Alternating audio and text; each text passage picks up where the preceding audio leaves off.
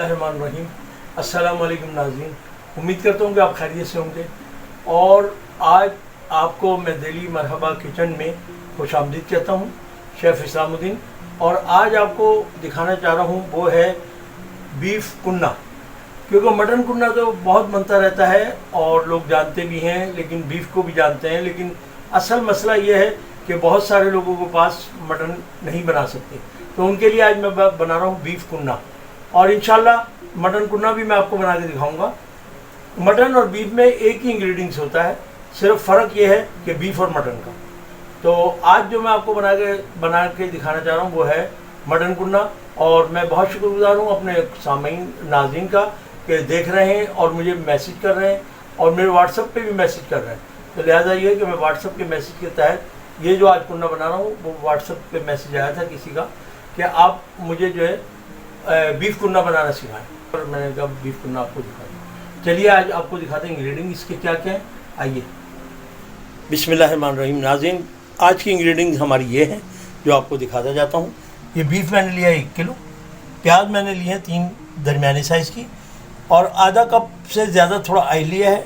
और ये मेरे पास है पिसा हुआ धनिया, ये है आधा चम्मच टेबल स्पून। और ये पाव टी स्पून है हल्दी, 1 टेबल स्पून है पिसी हुई मिर्च, और 1.5 टीस्पून है लहसुन अदरक का पेस्ट। 1.5 टेबल स्पून जो है मेरे पास ये लहसुन अदरक का पेस्ट है। और आधा टीस्पून ये मैंने गरम मसाला लिया है पिसा हुआ, और 1 टेबल स्पून लिया मैंने ज़ीरा, और साथ ही 2 टेबल स्पून है मेरे पास आटा, और इसके साथ ही ½ टी स्पून है मेरे पास वो ½ टेबल स्पून नमक। तो ये है आज की इंग्रेडिएंट्स। अब मैं आपको पका के दिखाता हूँ। आ जाए। बिस्मिल्लाहिर्रहमानिर्रहीम। नाज़रीन, जैसे कि अब आपको मैंने बताया था कि पहले मैं इसमें गोश्त डाल रहा हूँ, और इसके साथ ही मैं इसमें ये प्याज ऐड कर रहा हूँ। ये देखें, ये प्याज मैंने ऐड कर दी जो काट के रखी थी, और इसी के साथ लहसुन मैं दूंगा इसको। मेरा लहसुन आ गया इसके अंदर, ठीक है जी। और इसके साथ ही मेरे ये पिसी हुई मिर्च आ गई, और ये इसमें हल्दी आ गई मेरी, और इसके साथ ही ये धनिया आ गया। ये हो गई हमारी अभी की इंग्रेडिएंट जो मैं गलाने के लिए रखूँगा। उसके साथ साथ ये नमक भी है, ये नमक डाल दिया, ठीक है। अब इसके बाद मैं इसमें डालूँगा पानी। ये देखें, ये मैंने पानी ऐड कर दिया इसमें। ये तकरीबन 4 कप पानी डालूँगा, और ये तकरीबन 1 घंटा लेगा गलने के लिए। 1 घंटे से सवा घंटे तक लेगा, तो ये गलेगा। क्योंकि गलाने का इसका मायने ये होता है कि ये बिल्कुल अच्छी तरह गल जाए। कुन्ने का गोश्त जो है ये बिल्कुल अच्छी तरह गला हुआ होना चाहिए। तो ये देखें, मैंने तकरीबन 4 कप पानी डाला है, और ये 5वां कप और डालूँगा ताकि ये इजी होकर गल जाएगा। तो इसको गलाना बहुत ज़रूरी होता है। और ये देखें, मैं इसको ये डाल दिया पानी, और उसके बाद मैं इसको ढक्कन लगा दूँगा।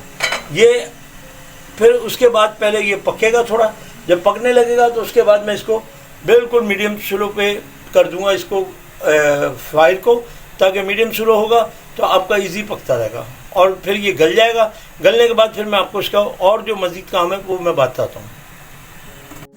जी नाज़रीन, जैसे कि आप देख रहे हैं कि ये मेरा गोश्त देखें, ये सारा जो प्याज वगैरह ये देखें सारी गल चुकी है, और इसके अंदर मिक्स हो चुकी है। ये देखें, क्योंकि मैंने इसको आधे घंटे के बाद चेक किया ताकि ये लग ना जाए नीचे। तो ये भी ज़रूरी है, देखते रहिएगा कि लग ना जाए। तो उसके लिए ये होता है कि थोड़ी देर बाद हम देखते रहेंगे, आधे घंटे बाद, 15 मिनट बाद। तो ये सवा घंटा लग जाता है तकरीबन इसको गोश्त को गलाने में। अब ये देखिए, मेरा ये तकरीबन रेडी हो चुका है, और इसका गोश्त जो है वो गल चुका है। ये देखें बिल्कुल, ये देखें, ये बिल्कुल गल चुका है गोश्त। तो अब इससे ज़्यादा गलाऊंगा तो फिर ये होगा कि बोटियाँ बिल्कुल टुकड़ों में आ जाएंगी। और इसमें मैं आपको बता दें कि थोड़ा सा पानी मैं और ऐड करूँगा खाने के लिए। तो ये समझ लें कि ये नहारी और कुन्ना ये तकरीबन बहन भाइयों की तरह है, क्योंकि उसमें भी आटा यूज़ होता है, इसमें भी। ये देखें, ये थोड़ा सा मैंने शोरबा डाल दिया ताकि, क्योंकि वो खुश्क हो गया था, भून लिया था मैंने। तो ये थोड़ा सा मैंने आधी प्याली के करीब पानी डाला है। और अब ये देखें कि आपके ये पानी डालने के बाद ये पोजीशन आई है, ठीक है।